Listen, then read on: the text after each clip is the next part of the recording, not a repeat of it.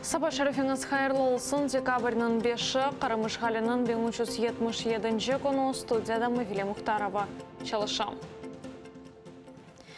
Асан Чапух ве Кязим Аметовның незарет алтына алынмаларына қаршы террас аризасы бүгін Қырымның Ишғалже юқары махкемесінде бақылажақ. Махкеме Қырым вақтына көре саат 14-те башлажақтыр.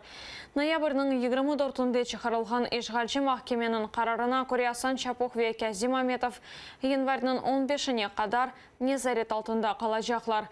Кязим Аметов, Асан Чапух, Руслан Трубач ве Бекер Дегерменші ноябрьның 23-інде Ахмеджетнің мерkezінде яқаланғаныда. Олар түрк ватандашындан бұйық меғдарда пара талап өтуде қабатлана шу яқалаулардан соң әжілі ярдым арабасында Қырым татар милли әрекетінің ветераны 83 yaşında Вежие Кашка вефат етті. Адвокатлар бұл дава ойдырылды деп білдіре, чүнкі түрк ватандашы Вежие Кашканың торнуындан борç алып қайтармаға істемеді.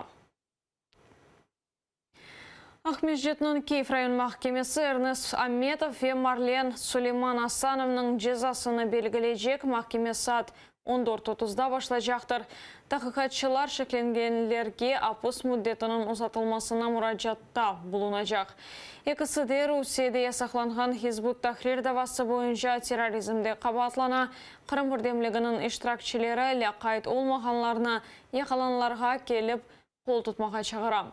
Эрнест Аметов и Марлен Асанов октябрның 11-інде яқаланды. Ишғалжелер Сабадан евлеріне тынтуінен келгенеді. Шукуны 6 Қырым татара яқаланды.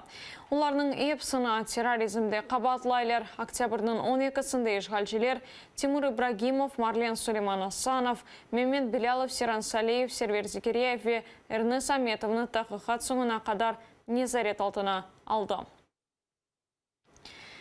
Ишғалден соң Қырымдағы репрессиялар энциклопедиясы Киевде тақдим етілді. Крымсыз жемат тешкілеті 2014 февраль айындан башлап, бұл сене октябрның 31-не қадар репрессиялар аққында мәлімат топлады. Муэлифлерінің айтқанына көре тетқиқат ярым ел азырланды. Энциклопедияға азап, қачыру, өлдіру ве сәси себеплерден тақып ету кебі мәліматлар көрсетілді. Қырым татарларының лидері Мустафа Жемилев жиынтық ялыңыз бұйық диққат желп еткен репрессиялар ақында тариф етеді. Ишғалшілерден зарар көрген бірчоқ Қырымлы бұны айдыңлатмаға қорқа. По мере возможности не уезжать из Крыма, не менять своего мнения и по мере возможности информировать мировую общественность о том, что происходит в Крыму. Собирать информацию очень трудно. Люди в обстановке страха просто боятся, потому что те люди, которые сообщают какую-то информацию о беззакониях, они уже в зоне риска. Оно будет дальше использоваться для Международного суда ООН, для Европейского суда по правам человека.